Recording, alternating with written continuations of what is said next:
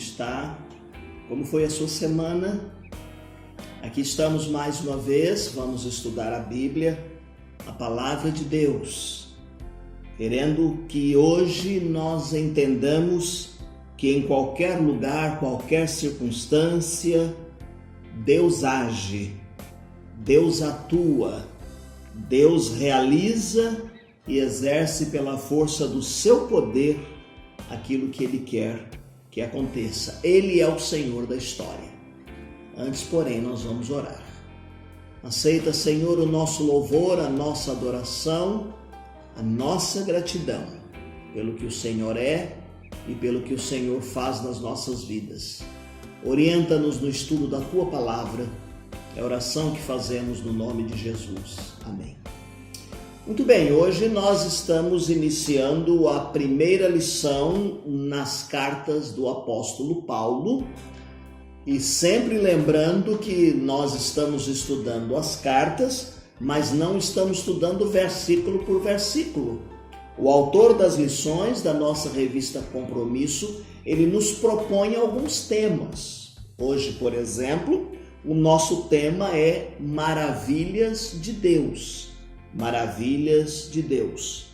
Quer dizer que o nosso Deus é aquele que faz de cada um de nós um instrumento nas suas mãos para realizar as suas maravilhas. Assim como ele fez com o apóstolo Paulo há muitos anos atrás, para que pudesse organizar igrejas, para que pudesse deixar cartas escritas para o nosso crescimento, para o nosso aprendizado. O Senhor Deus continua realizando maravilhas. O nosso texto básico é Atos capítulo 14, capítulo 16 e capítulo 19. E o nosso texto áureo está baseado no capítulo 19, o verso de número 11. Considerando as viagens do apóstolo Paulo, nós vamos entender por que ele escreveu, o que o motivou a escrever as cartas às igrejas. Conhecendo as igrejas e como elas surgiram, nós vamos entender e conhecer quão importantes são as cartas paulinas para a nossa vida, para a vida da igreja. Deus é Deus e é o Deus de maravilha, o Deus de coisas extraordinárias, principalmente quando nós nos colocamos nas mãos de Deus, principalmente quando nós somos usados pelo Senhor a cada dia da nossa vida, da nossa existência. Quando nós falamos nas mãos de Deus, falamos das mãos. As mãos são coisas que realizam. É bem verdade que pessoas que são tolhidas da sua mão, elas conseguem exercer e fazer algumas coisas sem as suas mãos. Mas, via de regra, é com a mão que nós fazemos e realizamos algumas coisas. Então, a mão vem como símbolo de fazer, de acontecer. Assim bem como a nossa vida, a minha vida, é um instrumento nas mãos de Deus para a realização do seu reino. Nós vamos estudar a carta aos Gálatas, aos Efésios, Filipenses e Colossenses. E estas cartas são o resultado da ação de Deus, não apenas na mente do apóstolo Paulo, mas dando Deus uma revelação a ele, e como resultado da ação de Deus, nós vamos ver as viagens missionárias do apóstolo. Viagens missionárias esta do qual ele proclama o Evangelho. Posteriormente, ele vai usar destas cartas para corrigir equívocos, vai usar as cartas para corrigir distorções e algumas situações onde o apóstolo Paulo não pôde retornar às suas viagens, as suas cartas vão servir para consolidar um trabalho de Deus que está se expandindo. Então é para a pregação do Evangelho, para a evangelização das pessoas, para corrigir rumos, para que equívocos e distorções fossem tiradas. Nós vamos considerar a ação de Deus na vida de Paulo E assim esta ação divina vai tornando o pano de fundo para o surgimento das igrejas. Essas igrejas pelo qual nós mencionamos os lugares por onde ele passou, por onde ele viajou. É importante que nós construamos um pano de fundo, enxergando Deus, mais do que a gente dando muita importância aos aspectos geográficos. Provavelmente você gostaria de ver aqui um mapa mostrando cada uma destas cidades, a localização. Se você tem uma Bíblia, na sua Bíblia aparecem lá as viagens missionárias do apóstolo Paulo. Nós podemos lembrar, por exemplo, no capítulo 13, Paulo e Barnabé são enviados àquela primeira viagem missionária. Você pode olhar, por exemplo, o capítulo 16, Paulo, Silas e Timóteo na sua segunda viagem missionária. E o capítulo 19 aparece Paulo indo para uma viagem mais além. Você lendo o capítulo 19, você vai ver os seus companheiros Gaio e Aristarco. Mais importante que Paulo, como eu disse, ou a condição geográfica, é a gente entender que em qualquer lugar e circunstância, Deus age. E Deus faz e realiza e exerce a sua força e o seu poder, sendo Ele o Senhor da história. Como diz o tema da nossa lição, Ele é o Deus de maravilhas. E Paulo, nas suas mãos, vai realizar maravilhas. Deus é quem faz as maravilhas, mas Ele usa mãos consagradas disponíveis para o seu reino. Hoje, as suas mãos, as minhas mãos, as nossas mãos, a nossa vida, Ele usa para a realização das suas maravilhas. Então, o capítulo 14, o verso de número 1, diz que Deus faz maravilhas por meio das viagens missionárias. O texto diz que em Icônio, eles entraram na sinagoga dos judeus, como costumavam fazer, e falaram de tal modo que uma grande multidão creu, tanto de judeus como de gregos. Nas viagens missionárias do apóstolo Paulo, nós vamos ver que ela é marcada por muitos episódios inusitados. Nós vamos ver que ele passa por muitas aventuras, muitas dificuldades. Mas Paulo não era um aventureiro. Ele não era um aventureiro. Ele tinha consciência da sua missão. O apóstolo Paulo tem convicção daquilo pelo qual o Senhor o chamou. Se você ler Atos capítulo 9, a sua conversão, quando Deus manda Ananias ir buscar Saulo, ele diz assim: este é para mim um vaso escolhido. E ele vai ver o quanto importa sofrer pelo meu nome. Então, ainda que tenham dificuldades, Paulo tem convicção da sua missão. Ele não é um aventureiro, ele sabia o que precisava ser feito. Ele tinha estratégias para o trabalho de Deus. Quando ele chegava numa determinada cidade, por exemplo, ele ia à sinagoga, o lugar onde os judeus se reuniam para estudar, para discutir as escrituras, para fazer as suas reuniões. E ali ele tinha a oportunidade de falar. Há um momento em que ele fala, por exemplo, durante 3 anos convencendo as pessoas a respeito da palavra de Deus. O apóstolo Paulo tem, em princípio, não só a estratégia, mas ele tem o tempo como a chave para o discipulado. É importante anunciar o evangelho, mas é importante também investir tempo no relacionamento, ensinando a fim de que isso pudesse produzir frutos. O objetivo era levar pessoas a professarem a fé em Jesus Cristo. No capítulo 14, o verso de número 3, ele fala das maravilhas de Deus em função de sua ousadia acerca do Senhor. O texto nos diz assim: entretanto, eles se demoraram ali por muito tempo, falando corajosamente acerca do Senhor, que confirmava a palavra da sua graça, concedendo que por suas mãos se realizassem sinais e feitos extraordinários. A fé foi entrando na vida daquele povo. Na vida do apóstolo Paulo, após a sua conversão, fez com que houvesse ousadia, uma insistência, e era a ousadia que o fazia levar a palavra pelo crer. A ousadia existe para confirmar a graça de Deus. A ousadia existia aqui para que ele pudesse ver os resultados. Eles falavam corajosamente, com ousadia, porque Deus manifestava coisas extraordinárias. Não confunda a ousadia com valentia, com truculência. As pessoas do lugar o perseguiam e até usavam dessa truculência. Mas o apóstolo Paulo não. Ele fazia confiado no poder do Senhor. Não confunda com temperamento agressivo ou abusivo. A ousadia do Senhor se manifestava através de uma vida cheia de compaixão e de graça. Paulo não se intimidava com a oposição.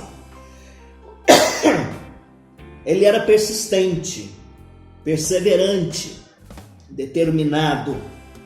O ensino no reino de Deus envolve compromisso. Isso envolvia a sua vida. Uma vida de compromisso, uma vida firmada na graça de Deus. Quando eles chegaram em Listra, em Derbe, nas vizinhanças, eles anunciaram ali o evangelho. E as pessoas começaram a crer porque viam que eles viviam a verdade. A Bíblia nos diz que o evangelho é o poder de Deus para a salvação de todo aquele que crê. E é nesse ambiente, meus queridos, que vai nascer as igrejas na região da Galácia. Na região da Galácia. Capítulo 16, o verso de número 15. Nós vemos as maravilhas de Deus em função de plantação de igrejas confirmadas na fé. O texto diz assim: depois de batizada com as pessoas de sua casa, ela nos suplicou: se me considerais crente no Senhor, entrai e permanecei em minha casa. E nos compeliu a isto. Veja que a igreja, ao ser plantada, ela acontece através de pessoas que professam a fé em Jesus Cristo. Pessoas que se disponham a aceitar a Cristo ao batismo, e após serem batizadas, essas pessoas precisam ter uma vida de obediência e de vivência na presença de Deus. Pessoas que permanecessem fiéis, pessoas que dessem prolongamento à obra de Deus.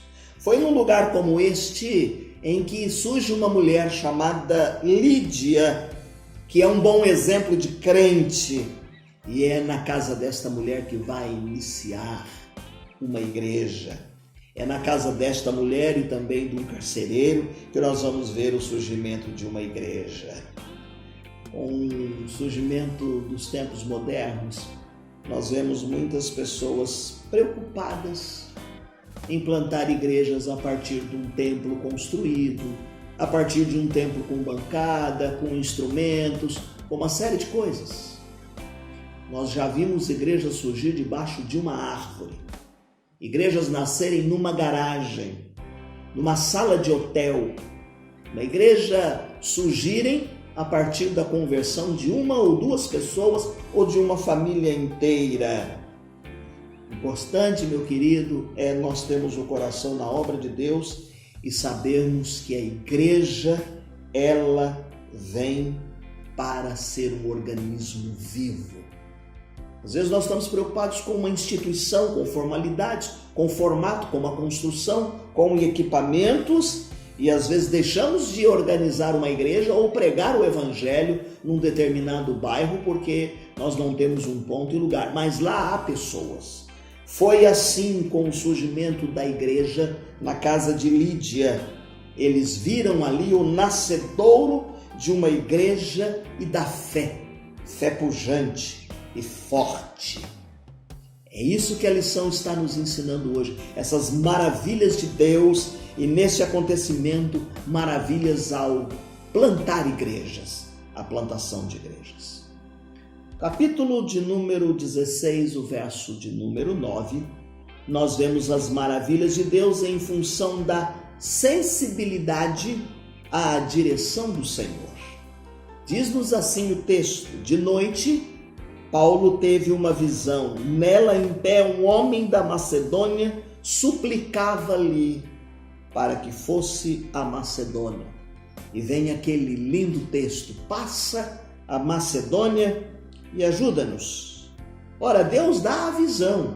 E Paulo teve esta visão do trabalho. E nós vemos que Paulo percorria a região frígio-galata. E nós vemos, meus queridos irmãos, que Paulo fazia o que era o certo. Pregava e plantava a igreja. Agora, nem sempre basta a gente estar preocupado com as nossas questões pessoais.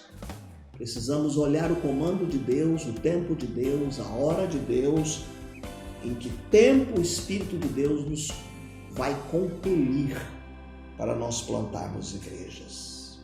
Não são as nossas prioridades, mas as prioridades de Deus.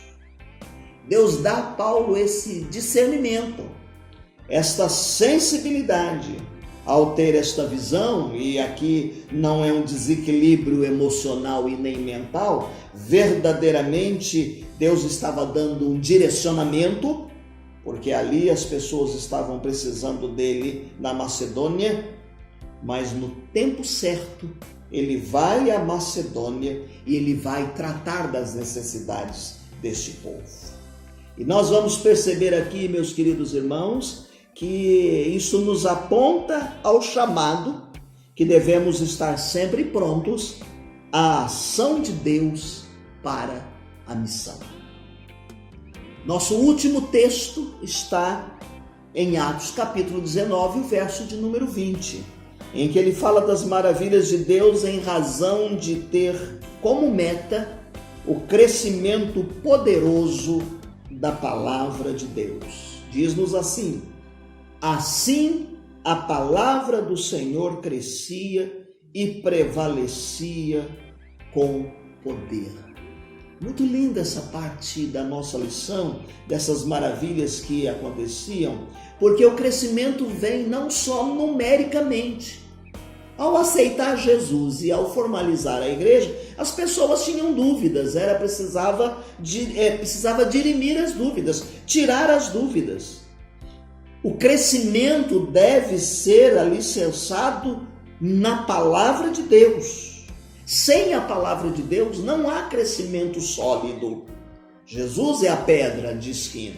Jesus é a base da nossa fé. Jesus é a base angular. Mas nós crescemos no conhecimento da palavra de Deus e amadurecemos. Tem faltado muito hoje o compromisso com as pessoas, das pessoas com Deus. Não basta só falar às pessoas de Jesus Cristo.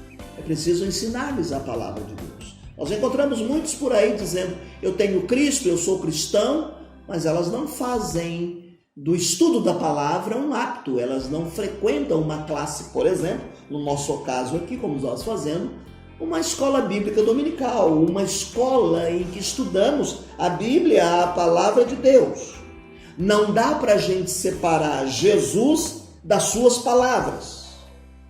Então, Paulo está ali persuadindo e ensinando as pessoas a respeito do reino de Deus. Paulo está mostrando ali e tendo interesse na vida daquelas pessoas para que elas pudessem ter interesse na palavra de Deus e pudessem aprender a respeito do novo, do reino de Deus. O apóstolo Paulo também não só ensina, como ele vai preparar líderes. Ele mesmo, após a sua conversão, não saiu pregando imediatamente. Ele ficou em reclusão, ele ficou parado, ele ficou sob os cuidados de Gamaliel por 3 anos e ali ele aprendeu muito. E ele aprendeu com outros apóstolos, com outros servos de Deus. Depois de 3 anos, ele saiu ensinando a palavra de Deus. e ele saiu com outros plantando igrejas. É preciso que preparemos líderes no seio da igreja para que eles deem prolongamento. Também é preciso que despertemos as pessoas que aceitaram Jesus Cristo a respeito delas poderem ter o dom de ensinar também. Ao serem ensinadas, nós vamos encontrar pessoas que ensinem a outras. Há países por aí em que nós investimos na vida deles nos missionários autóctones. Eles próprios são orientados e ensinados a falarem da sua própria língua. É preciso que a educação, o ensino da palavra, a educação cristã, a educação religiosa seja a espinha dorsal do cristianismo. Há muitos grupos religiosos aí que só tinham cultos públicos. E nós os vemos hoje tendo a classinha para as crianças, temos o estudo bíblico, tendo um momento de estudo fora o culto público para que aprendam a palavra de Deus. A educação cristã, ela sustenta uma denominação, ela sustenta uma obra missionária. Os cultos públicos são maravilhosos para adorarmos e glorificarmos a Deus, mas nada se compara à nossa sala, à nossa classe, o nosso tempo de estudo da palavra de Deus. Esses dois pilares, a evangelização e a educação, o ensinamento bíblico, vão fazer com que a igreja seja uma igreja sólida e forte. Paulo enfrentou muitos impedimentos, muitas perseguições, mas ele não deixou de ensinar a palavra. Por exemplo, teve um lugar lá onde surgiu um Demétrio e outras pessoas, lá no capítulo 19, o verso de número 24, que o perseguiram, porque as pessoas começaram a crer. Os próprios judeus não gostaram porque eles estavam entendendo o cristianismo e deixando algumas práticas ritualistas. E então eles começaram a perseguir Paulo, e eles estavam perseguindo o que os cristãos eram chamados de os do caminho. Está no verso 9 do capítulo 19, mas o apóstolo Paulo é aquele que vai levando a palavra, preparando obreiros com maturidade, buscando resultados para o reino de Deus. Deus fazia maravilhas, diz-nos o texto desta manhã. Fazia-o pelas mãos de Paulo, fazia-o pela mão das pessoas que ouviam. Deus fazia milagres. Os milagres não ocorriam por promoção pessoal, não era por isso. Também não era uma forma de mercado, de mercantilismo evangélico, como nós vemos hoje as pessoas falando de milagres e transformação, mas não estão preocupadas com a mudança de vida, conversão. Os milagres acontecem para que a palavra de Deus cresça e prevaleça. Então, as maravilhas de Deus aqui são o pano de fundo para as cartas de Paulo. Carta aos Gálatas, aos Efésios, Filipenses e Colossenses. Estas maravilhas se evidenciam em conhecimento, fé, despertamento e muito interesse sólido pela obra missionária. Que a obra missionária seja maravilhosa para nós hoje, como igreja, nos colocando nas mãos de Deus. Assim como Paulo saiu pregando, plantando igrejas, ensinando a palavra, formando líderes, que as maravilhas de Deus aconteçam na nossa igreja hoje. Que você tenha convicção, meu querido, clara da vontade de Deus. Submeta a esta direção. Que nós reconheçamos que somos apenas um instrumento, mas somos as mãos, que nas mãos de Deus Ele pode fazer maravilhas. Que o nosso objetivo seja o crescimento numérico, sim, mas o crescimento na palavra de Deus e na vida de cada ser humano. Não deixe de estudar a lição para o próximo domingo. Próximo domingo, o nosso tema será Cristo vive em mim. Se você ainda não retirou a sua revista nova, passe lá no templo das 9 às 16 horas, retire a sua lição para a escola bíblica. Se você está impedido de sair, leia durante esta semana a carta de Paulo aos Gálatas, o primeiro e o segundo capítulo, o capítulo 1 e o capítulo 2, que será o nosso texto para a nossa próxima lição domingo que vem. Fica aqui um abraço muito carinhoso e caloroso para os nossos pastores. Hoje é o dia do pastor. Fica aqui um abraço forte, fraterno, nosso pastor Walter Aguiar. Que Deus continue abençoando a sua vida, pastor Walter, e a sua família, a fim de que o seu ministério em nossa igreja seja um ministério profícuo. Que Deus abençoe os outros pastores da nossa igreja. E eu termino o encontro deste momento lendo um hino que fala das maravilhas divinas. É o de número 7 do cantor cristão. Ao Deus de amor, de imensa bondade, com voz de júbilo vinde aclamar. Com coração transbordante de graças, seu grande amor todos vinde louvar. No céu, na terra, que maravilhas! Vai operando o poder do Senhor, mas seu amor aos homens perdidos, das maravilhas é sempre a maior. Já nossos pais nos contaram da glória de Deus, falando com muito prazer, que nas tristezas, nos grandes perigos, Ele nos salvou com seu grande poder. Hoje também nós bem alto cantamos que as orações Ele nos atendeu. Seu forte braço, que é tão compassivo, em nosso auxílio Ele sempre estendeu. Como até hoje e daqui para sempre, Ele será nosso eterno poder, nosso castelo bem forte e seguro e nossa fonte de excelso prazer. No céu, na terra, que maravilhas!